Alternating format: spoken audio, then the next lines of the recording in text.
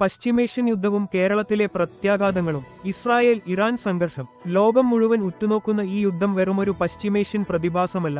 ഇത് നമ്മുടെ നാടിന്റെ, നമ്മുടെ വീടുകളുടെ നിലനിൽപ്പിനെ ബാധിക്കുന്ന ഗൗരവമേറിയ വിഷയമാണ്. നമ്മിൽ നിന്ന് ആയിരക്കണക്കിന് കിലോമീറ്ററുകൾ ദൂരെ നടക്കുന്ന ഒരു യുദ്ധമെന്ന് കരുതി ഇതിനെ തള്ളിക്കളയാനാവില്ല. മലപ്പുറം ജില്ലയുടെയും കേരളത്തിന്റെയും ഇന്ത്യയുടെയും സമ്പദ്വ്യവസ്ഥയെ ഇത് നേരിട്ട് ബാധിക്കാൻ പോകുകയാണ്. പ്രവാസലോകത്തെ ആഘാതം. പശ്ചിമേഷ്യൻ രാജ്യങ്ങളിൽ ജോലി ചെയ്യുന്ന ഭൂരിഭാഗം പേരും മലയാളികളാണ്. യുദ്ധം രൂക്ഷമായാൽ 1 കോടിയോളം വരുന്ന പ്രവാസികൾക്ക് തങ്ങളുടെ ജോലി ഉപേക്ഷിച്ച് നാട്ടിലേക്ക് മടങ്ങേണ്ടി വരുമെന്നതാണ് ഏറ്റവും ഭയാനകമായ വസ്തുത.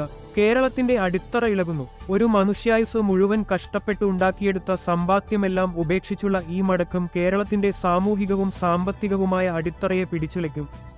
ഗൾഫ് രാജ്യങ്ങളിലെ സ്വദേശിവൽക്കരണത്തിനിടയിൽ ഈ യുദ്ധം പ്രവാസികളുടെ ഭാവിക്ക് മുന്നിൽ വലിയൊരു ചോദ്യചിഹ്നമായി മാറുന്നു. കയറ്റുമതി മേഖലയിലെ തിരിച്ചടി. നമ്മുടെ കയറ്റുമതി മേഖലയെയും ഇത് സാരമായി ബാധിക്കും. സുഗന്ധവ്യഞ്ജനങ്ങളും ബസുമതി അരിയും ഉൾപ്പെടെയുള്ള ഉൽപ്പന്നങ്ങളുടെ വിപണി തകരും. പ്രത്യേകിച്ച് കേരളത്തിൽ നിന്നുള്ള ഏലം കയറ്റുമതിക്ക് ഇത് വലിയ തിരിച്ചടിയാകും. ഹോർമുസ് കടലിടുക്കും ഇന്ധനവിലയും. ഇന്ത്യയുടെ ഇന്ധന ഇറക്കുമതിയുടെ ജീവനാഡിയായ ഹോർമുസ് കടലിടുക്ക് യുദ്ധം മൂലം അടക്കപ്പെട്ടാൽ രാജ്യത്ത് പെട്രോൾ, ഡീസൽ വില കുത്തനെ ഉയരും. ഇത് ഇന്ധനക്ഷാമത്തിലേക്ക് വഴിമാറും. സാധാരണക്കാരുടെ ദുരിതം. ഇന്ധനവില വർദ്ധിക്കുന്നത് നിത്യോപയോഗ സാധനങ്ങളുടെ വിലക്കയറ്റത്തിന് കാരണമാകും.